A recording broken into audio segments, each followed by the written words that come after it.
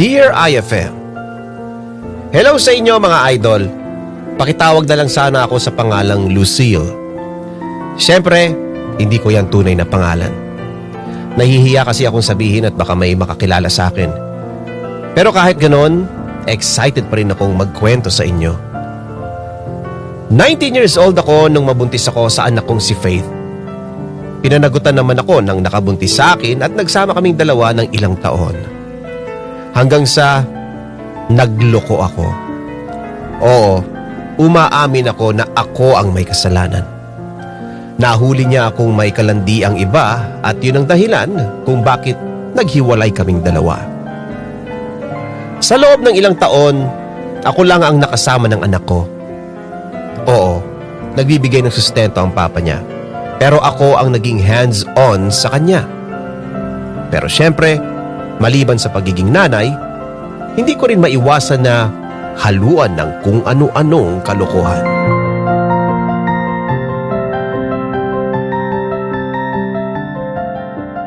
Kapitan sana ako ng swerte. Ilang oras na lang, magsasara na ako. Please, swerte, magparamdam ka naman, oh. Hi, Lucille. Uy, ikaw pala yan, Isagani. Pauwi ka na ba? Oo. Buti dumating agad yung kapalit ko kaya nakaalis na rin ako. Maaga ka ba magsasara ngayon? Ako, mukhang ganun na nga. Ang tumal ng benta ngayon eh. Hindi na pa ako napapakamot sa ulo. Kumain ka na ba ng hapunan? Kung gusto mo, tulungan na kita magsara tapos kain tayo dyan sa may karinderya. Naku, mga 1 oras pa kasi ako rito. Ayos lang. Hintayin kita. Talaga? Naku, ano ka ba? Wag na. Alam ko naman na pagod ka na sa trabaho mo. Hindi, ayos lang sa akin. Tsaka, day off ko naman bukas eh. Para na rin may makatulong ka sa pagsasara at may maghahatid sa'yo. Sus, ang dami mo namang dinadahilan eh. Alam ko naman na gusto mo lang talaga akong makasama. Ay, ganun na nga. Basta pagkatapos dyan, kain tayo ha. Sige.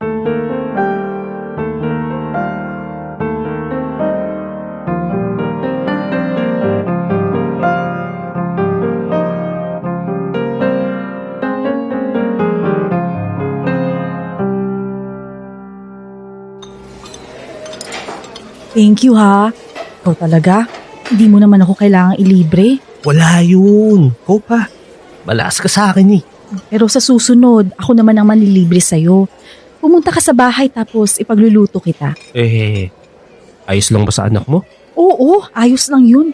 Kilala ka rin naman ng anak ko kasi nakukwento na kita sa kanya eh. Oo, sige. Gusto ko yan. Ano bang ipagluluto mo sa akin? Naku, edi kung ano yung gusto mo. Bulalo pwede? Sus, yun lang naman pala. No problem.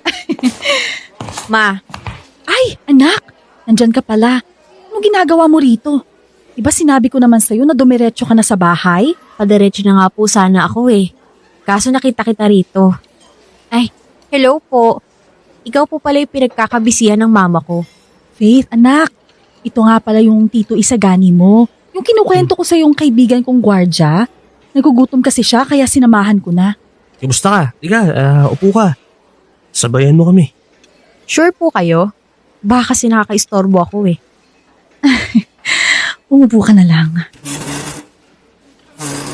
Nagugutom ako? Pwedeng kumain ako ng adobong manok? 2 order ng kanin tapos soft drinks. Oo naman. Teka, order lang ako. Sandali lang.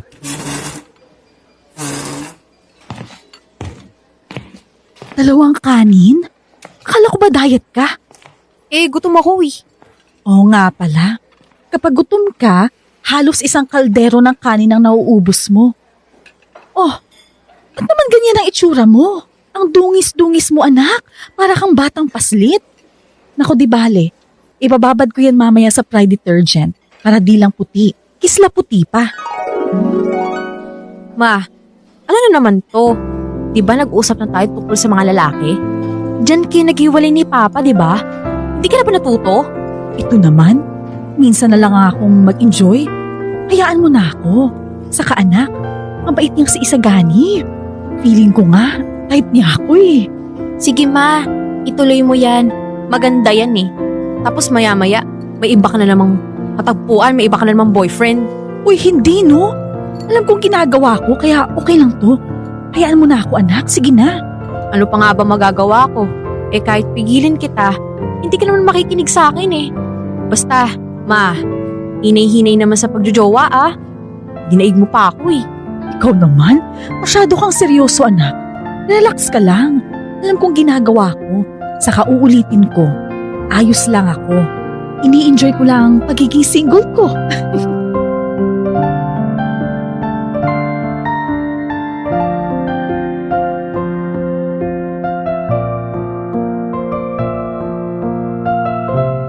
Nagpatuloy ang pagmamabutihan namin ni Isagani.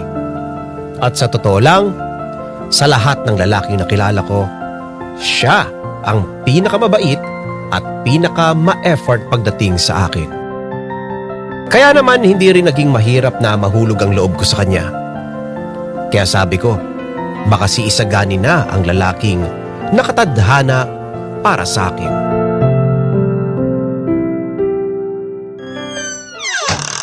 Hi, anak. Kumusta ang school? Ay naku ma, stress na ako. Ang daming requirements. Naku, ang dami mo palang gagawin. Mabuti na lang at ginawa na kita ng merienda. O ito, suman, paborito mo.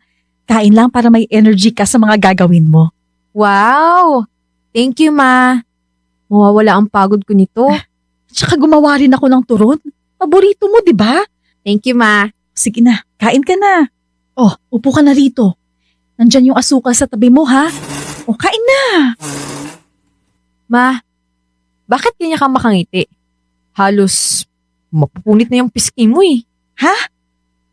Wala. Masaya lang ako.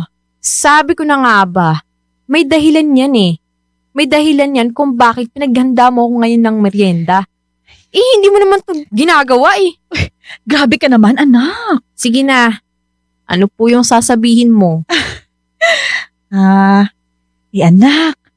Ano kasi, may sasabihin ako. Pero baka alam mo na, tapos maging OA ang reaksyon mo. May bago ka na namang boyfriend no? Ano nangyari sa inyo nung, sino yun? Isagani? Ay, hindi. Wala akong bagong boyfriend ngayon. Bagong maniligaw? Pupunta rito? Aba, dapat may dalang chocolates yun para sa akin ah. Gusto ko yung imported. Ako hindi, anak. Iba eh. Eh ano? Ma, buntis ka? Luka-luka to? Hindi, no? Eh ano nga? Kami na ng tito Isagani mo. Last week pa. Hindi ko lang sinabi sa'yo kasi alam kong pagkagalitan mo ko eh. Sabi na eh. Kaya hindi mo na naman mabitawan yung cellphone mo. At saka meron pa, anak. Nag-usap kaming dalawa na magsama na sa iisang bahay. Dito sa bahay natin. Yang sabi ko, kakausapin muna kita. Anak, okay lang ba? Ma, 1 linggo pa lang kayong dalawa. Makikipag-live-in ka na agad? Sko, magpakipot ka naman. Kahit konti lang. Ano ka ba naman, anak? Sa edad kong to, hindi na uso ang pagpapakipot. Kapag may pagkain sa harap, kunin at kainin na agad. Baka maagaw pa ng iba. Sayang naman. Ma, sigurado ka ba dyan? Kanino yun? Kay Tito Isagani? Mahal mo? Oo naman. Hindi naman ako papayag na magsama kami kung hindi, diba? Ay, naku. Sige, ikaw ang bahala. Total naman, nakikita kong mabait si Tito Isagani eh. Mukhang mapagkakatiwalaan. Oo, salamat anak. Mahal na mahal ko talaga siya. At mahal na mahal mo talaga ako. Pakis nga si mama. Pero ma, last mo na yan ha. Seryosohin mo na si Tito. Huwag mo na ulit gawin yung ginawa mo kay Papa. Oo naman. Naku, simula ngayon, hindi na ako makikipag-usap sa ibang lalaki. Hindi ako basta-basta mamimigay ng number ko sa iba. At higit sa lahat, hindi na ako makikipaglapit pa sa iba. Si Tito Isagani mo na lang talaga. Promise? Promise. Kasi ma, ayoko nang maranasan mo yung gulo na nangyari noon. Hindi naman sa sinisisi kita ha, pero nasira ang pamilya natin dahil sa, alam mo na. Anak, humingi na ako ng tawad, di ba? Oo naman, kaya nga nandito ako, di ba? Pero ang sinasabi ko lang sa'yo ma, stick to nagkwentuhan na tayo ha. Dinaig mo pa ako, nakaliwat ka na ng maniligaw at kinakausap. Honesty is the best policy, okay? Okay. Last na ha. Hindi second to the last, ha? Oo, promise. Last na anak, promise.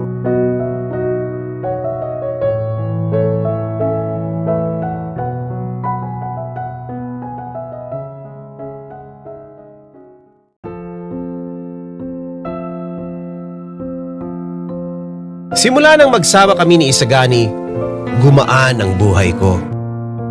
Maliban sa masaya ang puso ko, meron din akong naging katuwang sa mga gastusin sa bahay. Madalas pa nga, siya ang nagbibigay ng allowance kay Faith. Hindi ko naman siya inobliga na gawin yon, pero ginagawa pa rin niya. Kaya sabi ko, mukhang nagka-jackpot ako kay Isagani.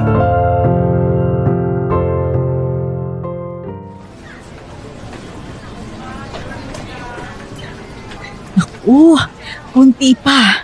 Mukhang kailangan ko pa yatang sumayaw at gumiling-giling dito para kumita ng malaki ah. Ay, Lucille. Ikaw pala yan, Tomas. Hindi ko alam na ikaw pala yung paparating. Anong ginagawa mo rito? Wala lang. Mangi-istorbo lang sana. Okay lang ba? Oo naman, sus, ikaw pa. Ang lakas mo kaya sa akin. Ang bait-bait mo talaga. At ang ganda mo rin ngayon ha.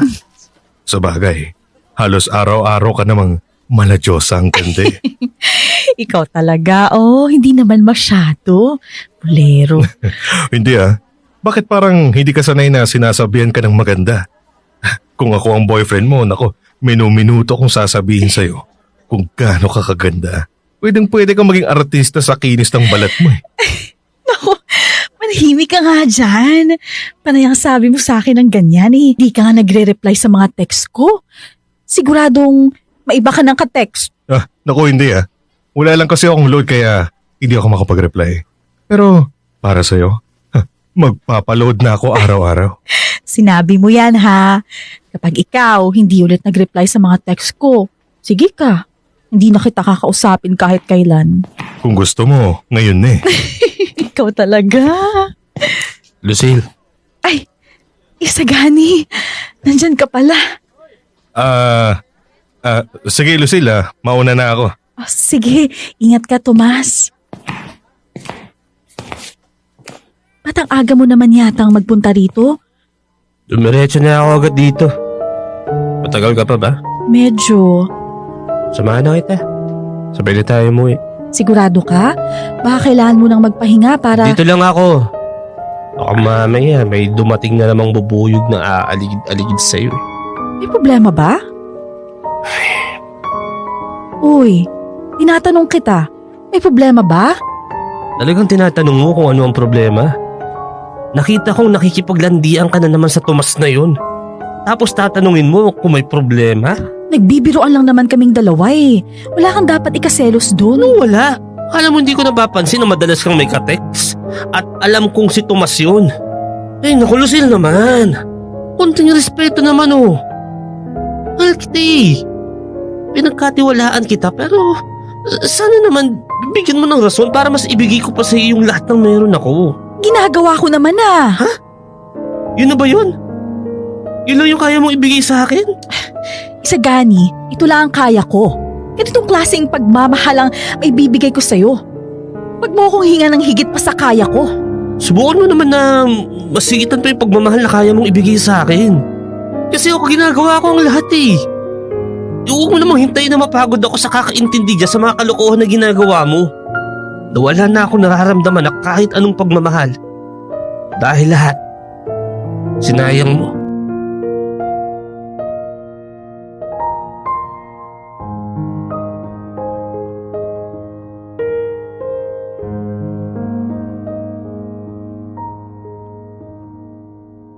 Mahal ko si Isagani.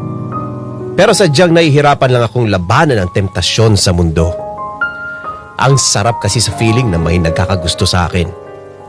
Hindi naman ako ganun katanda pero syempre dahil sa may anak na ako, parang nakakakilig naman na maganda at sexy pa rin ako sa paningin ng iba. Kaso, dahil sa atensyon na nakukuha ko sa iba, na ini-enjoy ko naman, nagiging problema yon sa samahan namin ni Isagani. At ang tingin ko, patang tingin sa akin ng anak ko.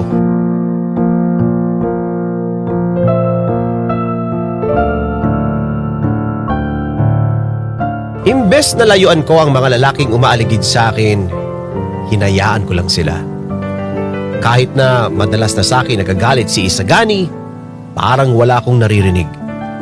Kasi ang katuwiran ko, wala naman akong ginagawang masama.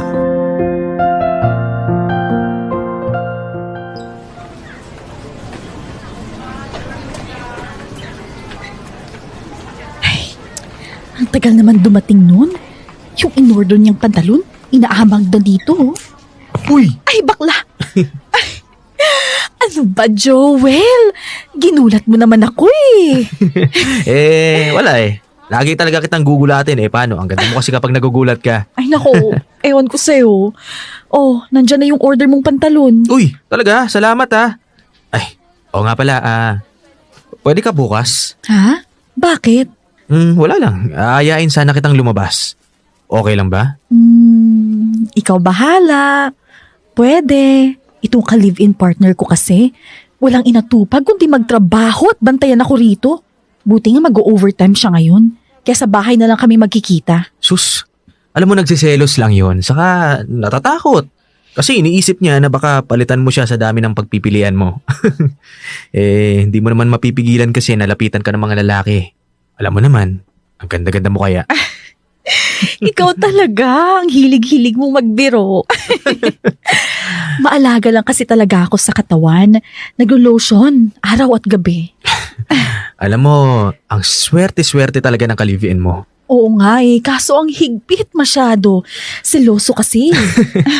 Wala kung ako na lang sana ang pinili mo, di sana, hindi sumasakit yung ulo mo. Ay nako, tigilan mo nga ako sa mga ganyang hirit mo. Pero, bukas ha, promise yan. Oo, sige. Text na lang tayo kung saan tayo magkikita. Sige. Siya mauna na ako ha. Sige, ingat ka. Bye-bye. Bye.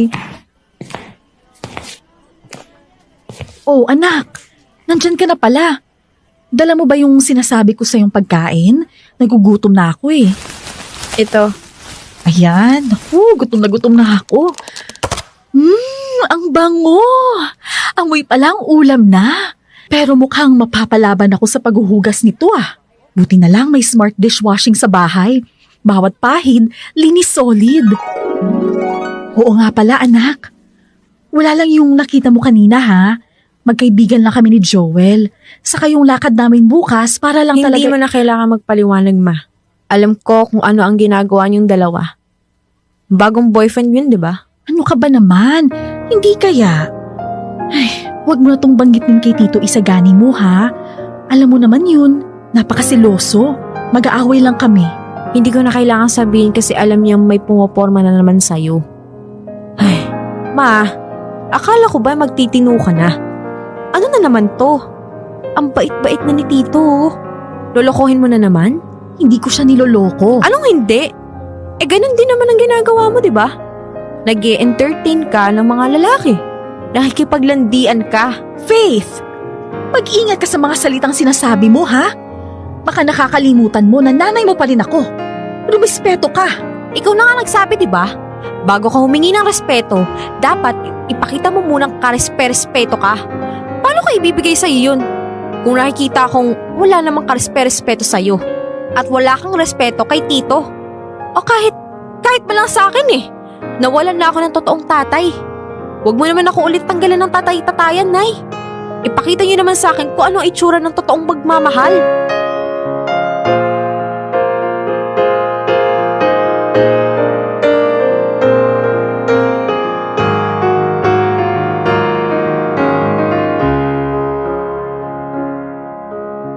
Tulad ng inaasahan ko, nagmistula akong hangin kina Faith at Isagani. Hinayaan ko lang sila dahil naintindihan ko naman. At para makabawi, nilayuan ko ang mga bubuyog na umaaligid sa akin. Dahil syempre, ayokong mawala ng pamilya ang anak ko dahil sa akin.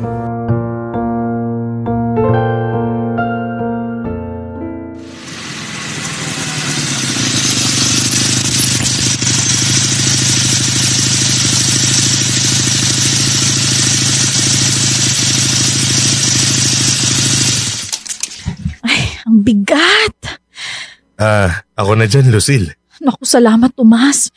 Sigurado ka bang ayaw mong magpabayad? Nako, wag na. Okay lang.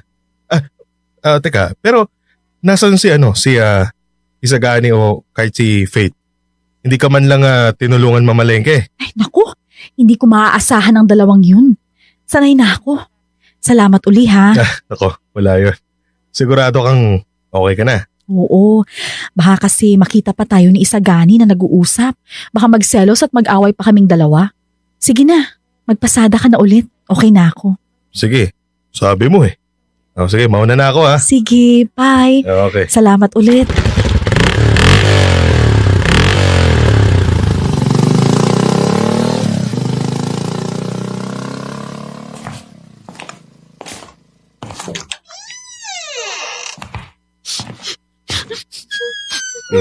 Tama na. Huwag ka nang umiyak. Oh, anong nangyari? Ba't umiiyak yan? Kayo mag-ina na lang ang mag-usap. Faith, anong nangyayari sa'yo ha? Bakit ka umiiyak? Si Carlo kasi, nahuli kong may babae. Ano? Siraulong lalaki na yan?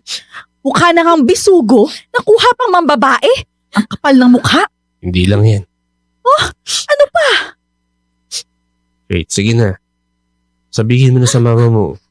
Ayoko. Anong ayaw mo? Hindi pwede yun. Kailangan niya malaman yun. Ano bang dapat kong malaman ha? Pwede bang may magsalita sa inyong dalawa ha? Buntis ako, ma. Ano? Ang sabi ko, buntis ako. At si Carlo ang ama. Buntis ka? Lucille, ano ka ba naman? Nagpabuntis ka? Hindi mo man lang ginamit yung utak mo? Hindi mo man lang ba naisip na kapag nagkaanak ka na, magbabago na ang buhay mo, ha? Hindi mo nga kayang maglaba ng sarili mong panty? Nagpabuntis ka pa? Ang tanga-tanga mo naman, Faith! Bakit ka nagagalit? Like mother, like daughter nga, di ba? Magkasing edad lang tayo nung pinagbubuntis mo ako. Yun na nga eh. Hindi ka na natuto sa pagkakamali ko. Gusto mong gumaya sa buhay ko? Sa nangyari sa amin ng papa mo? Huwag kang magsalita na para si Papa ang may kasalanan dito. Dahil kung hindi ka nakipaglandian sa ibang lalaki, edi sana, may pamilya pa ako ngayon. Kaya lang naman nagkandaloko-loko ang buhay kong to eh. Dahil yun sa'yo. Ikaw ang may kasalanan nito. Hindi ko kasalanan kung nagpakatanga ka sa lalaking yun. Kasalanan mo! Dahil kung pinakita mo lang sa akin kung anong totoong pagmamahal, kung paano rumespeto sa sarili, hindi to mangyayari sa akin. Anong ginawa mo? Puro mga kalandian lang pinapakita mo sa akin. Faith, tama na yan. Sumusobra ka na. Kahit ano pang mangyari, nanay mo yung kausap mo. Wala akong pakialam kung nanay ko siya. Ang pinupunto ko lang dito, hindi siya nagpakananay sa akin. Hindi. Lahat ba ng pagtatrabaho ko para sa kinabukasan mo? Hindi yun pagiging nanay sa'yo? Yung pagmamahal na pinaramdam ko sa'yo, pag-aalaga, hindi yun nanay sa'yo? Faith, alam kong hindi ako perpektong tao. Alam ko na malandi ako. Alam ko na hindi ako nakakatagal na walang lalaki. Alam ko na hindi ako tapat pagmahal. Pero nagpapakananay pa rin ako sa'yo kahit mahirap. Kasi mahal kita. Mawala ng lahat sa akin. Mawala ng lahat ng lalaki sa mundo. Huwag ka lang, anak. Ngayon, kung hindi pa sa'yo sapat yun, sorry ha? Sorry. Kung ganitong nanay lang ako. Pasensya ka na, anak. Pasensya ka na talaga.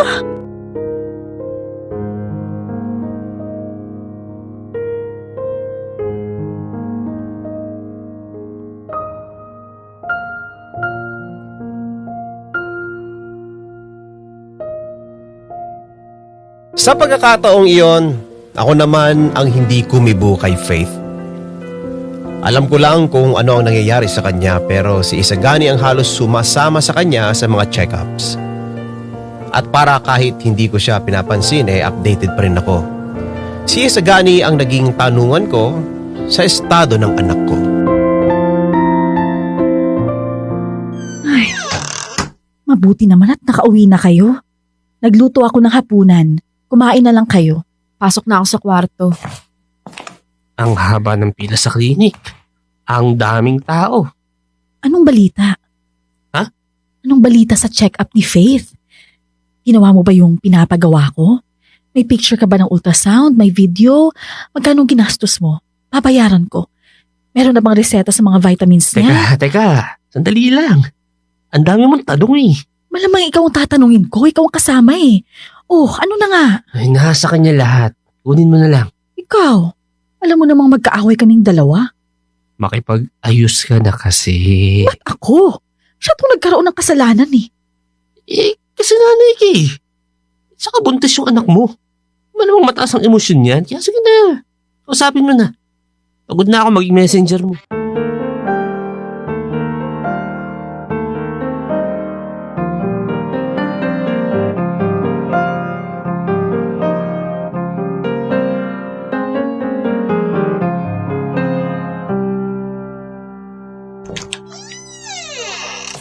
Anak, dinalhan kita ng tinolang manok sa kakanin. Dinamihan ko pala yung papaya. Napansin ko kasi na kapag yan ang niluluto ko, puro papaya ang kinakain mo. Baka dyan ka naglilihi. Salamat. Meron ding manggang hilaw na dun sa lamesa. Nabalatan at nahiwa ko na yun. Kumuha ka na lang ha. Hindi na ako bumili ng bagoong kasi bawal yun sa'yo. Tapos mag-grocery ako mamaya. May gusto ka bang ipabili, anak? Meron ka na bang gustong kainin? Meron ka na ba nung gatas mo? Mahal yun. Oh, ano naman? Kailangan mo yun. Saka malaki naman ang kinita ko sa paninda ko. Nandyan din naman yung tito mo. Huwag mong isipin yung gastos. Ang mahalaga, okay kayo ng baby mo. Sige. Magpahinga ka na, anak. Higupin mo na yung sabaw habang mainit pa, ha? Ma, Bakit? Ma. Okay na. Tinatanggap ko na ang sorry mo. Matitiis ba naman kita? Eh, ikaw ang prinsesa ng buhay ko. Pero sorry pa rin sa lahat ng nasabi ko. Hayaan mo na yun, anak. Ako ang dapat mag-sorry sa'yo dahil nagkulang ako bilang nanay sa'yo. Kaya sorry, anak, ha? Hindi bale. Simula ngayon, magbabago na ako. Mas aalagaan at mamahalin kita. Kayo ng apo ko. Kayong tatlo ng Tito Isagani mo. Kaya wala kang dapat ikatakot dahil nandito lang si Mama sa tabi mo.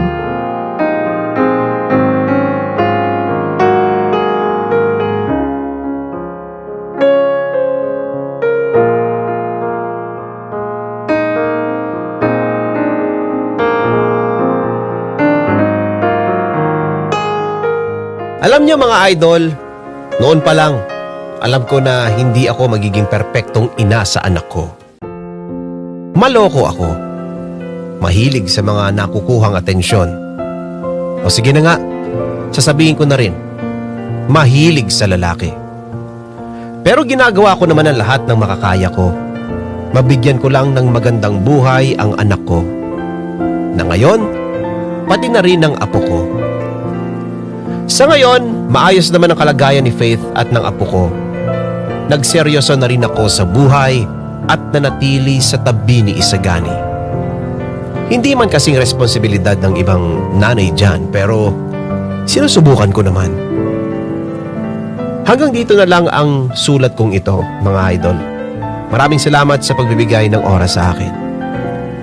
Nagmamahal, Lucille.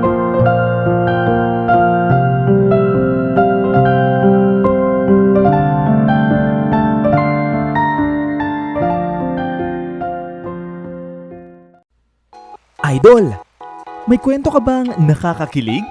O di kaya naman may kurot sa puso? Pampa-good vibes. O baka naman gusto mo lang makapagbigay ng inspirasyon? Halika! Pwedeng-pwede kang magpadala ng kwento ng buhay mo sa amin. Magpadala lang ng sulat sa email. dearifmstories@gmail.com. O di kaya naman, mag-PM sa official Facebook page namin.